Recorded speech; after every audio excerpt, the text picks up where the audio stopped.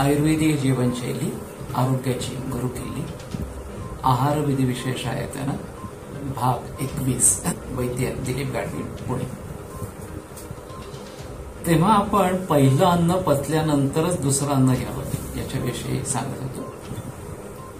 आणि विशेषतः ब्रेकफास्ट किंवा न्याहारी हा जो काही प्रकार आता रूढ झालेला आहे त्याच्या बाबतीमध्ये आपण जास्त दक्ष असणं गरजेचं आहे.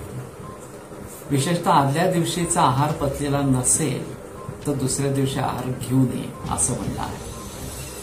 अजीर्णे सायम आशेतू प्रातराशो ही दुष्यती अशा प्रकारचं वचन आहे की आदल्या दिवशीचं अन्न जर पचलेलं नसेल तर दुसऱ्या दिवशीचा आहार नक्की दूषित अशा स्वरूपाचा होतो.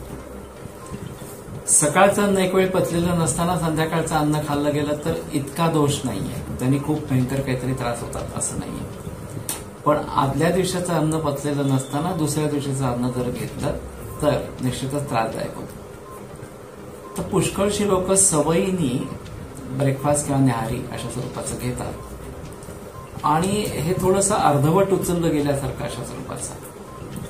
पूर्वी आपल्याकडची पद्धत जी होती ती सायं प्रातः मनुष्याणाम अशनम शुचिचोदितम नांतरा भोजनं कुट्यात आत्मनिहोत्र समोविधी अशा स्वरूपाचं की सकाळ आणि संध्याकाळचं दोनच वेळा जेवावं, दुसरं काही मध्ये खाऊ नये असणार अशा स्वरूपाचं. हा अग्निहोत्रासारखा विधी आहे की जसं अग्नीला सकाळ आणि संध्याकाळची 2 वेळेला आहुती दिली जाते त्याच प्रकाराने येथेही 2च वेळा जेवावं असं आहे. आता जगन्नाथ दीक्षित जो काही डायबिटीसच्या संदर्भामध्ये प्रचार करतात की ते 2च वेळा जेवा असणार अशा स्वरूपाचं आणि त्यांनी तुमची शुगर कंट्रोलमध्ये अशा स्वरूपाची येते. पचनाला वाव पुरेसा अशा स्वरूपाचा मिळतो आणि मग केवळ डायबिटीसच नाही तर अनेक प्रकारचे विकार त्यातनं दुरुस्त होऊ शकतात. पण दुर्दैवाने आम्ही पाश्चात्यांच्याकडनं ब्रेकफास्टची संकल्पना उचलली आणि हेवी ब्रेकफास्ट असं जे त्यांचं तत्व आहे त्याच्यानुसार हेवी ब्रेकफास्ट सुरू केला. पण त्यांचं लंच जे आहे ते वर्किंग लंच सारखं आहे, ते खूप लाईट असणार हलकं अशा स्वरूपाचं आहे. आणि विशेष बाब म्हणजे त्यांचं संध्याकाळचं जेवण खरोखरच सूर्यास्ताच्या पूर्वी होतं आणि ते हलकं असतं. जर तुमचं संध्याकाळचं जेवण लवकर एवढ्या झालेलं असेल, पचनाला भरपूर वाव मिळालेला असेल तर सकाळी तुम्हाला खूप चांगली भूक लागेल आणि मग हेवी ब्रेकफास्ट ठीक आहे. आमच्याकडे दुर्दैवानी परिस्थिती अशी झाली की सकाळचाही हेवी ब्रेकफास्ट त्यांनी सांगितलंय तशा स्वरूपाचा, दुपारचं जेवणही हेवी अशा स्वरूपाचं, निदान पोळी भाजी किंवा अशा स्वरूपाचं, आणि रात्री एकतर उशिरा आणि गुरु पचायला जड असणारं अशा स्वरूपाचं अन्न सेवन करणं आणि हे 1-2 दिवसाचं नाही असं वर्षानुवर्ष चालू असेल अशा प्रकारची गोष्ट राहते. आणि मग त्यातून अजीर्णामध्ये अन्नसेवन हा जो एक महत्वाचा हेतू म्हणून म्हणतात तो समोर येत राहतो, कारण म्हणून ते होत राहतं. आणि मग पचन बिघडलं की पुढच्या सगळ्याच गोष्टी बिघडतात आणि त्या रुग्णाला त्याची जाणीवच नसते की ह्याच काहीतरी बीज आहेत रोगाची अशा स्वरूपाची. त्याला कोणी याविषयी विचारलेलं नसतं, कोणी सांगितलेलं नसतं.